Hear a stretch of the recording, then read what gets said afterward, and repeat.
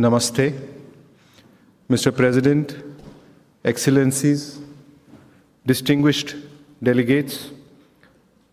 India is pleased to participate in this 10th session of the Conference of Parties to the UNESCO 2005 Convention on the Protection and Promotion of the Diversity of Cultural Expressions.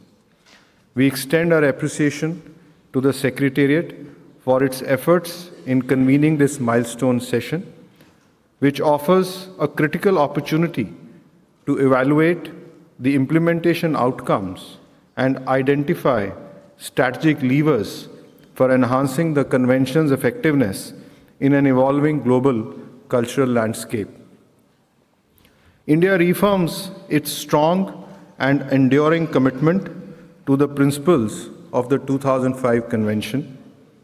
As a constitutional democracy in which fundamental rights and freedom of expression is guaranteed for all the citizens of my country, which is a society based on pluralistic foundations, we have consistently sought to uphold and institutionalize the diversity of cultural expressions as a public good.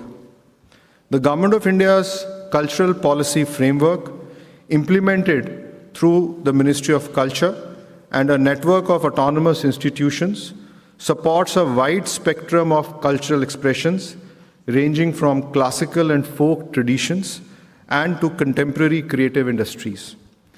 This includes structured support mechanisms for artists, cultural practitioners, communities, and civil society organizations engaged in safeguarding and transmitting cultural knowledge systems. We welcome the focus placed in this session on sustainable systems of governance for culture, equitable flow of cultural goods and services, and the safeguarding of cultural diversity in the digital environment. These issues are critical to the Convention's contemporary relevance and operational effectiveness. India acknowledges the dual nature of digital transformation, its capacity to expand access to culture, but also its potential to disrupt local ecosystems. We call for the development of inclusive and balanced digital policies that foreground linguistic diversity, cultural rights, and equitable participation. We believe that emerging technologies, particularly artificial intelligence, must be embedded within ethical frameworks that prioritize human agency, upholds intellectual property rights, and ensures fair compensation for creators. India is actively engaging with these questions through ongoing policy deliberations at the intersection of culture, technology, law, and innovation. I'm mentioning law particularly. We are working very actively to create a legal ecosystem which can effectively protect the rights of cultural expression of communities as well as creators. With respect to the creative economy, India recognizes its transformative potential in driving inclusive development.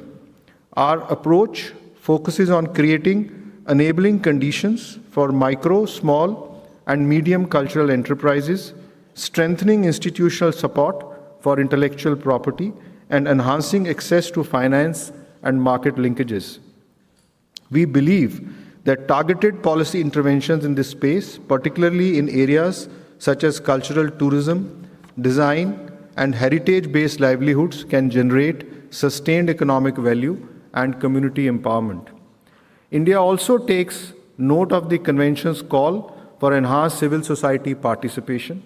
We recognize the critical role of civil society organizations in ensuring inclusive cultural governance, particularly in representing grassroots and marginalized voices. India is working to strengthen mechanisms that facilitate their meaningful engagement, including through funding partnerships, public-private partnerships, collaborative projects, and participatory cultural mapping initiatives. Mr. President, India views culture not only as a marker of identity, but as an essential pillar of sustainable development and international cooperation. As we look beyond the 2030 agenda, we strongly support the positioning of culture as a standalone goal in global development frameworks.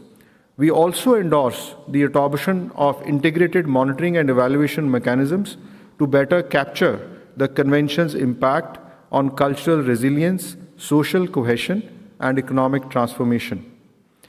In closing, India reiterates its full support for the 2005 Convention and its implementation priorities.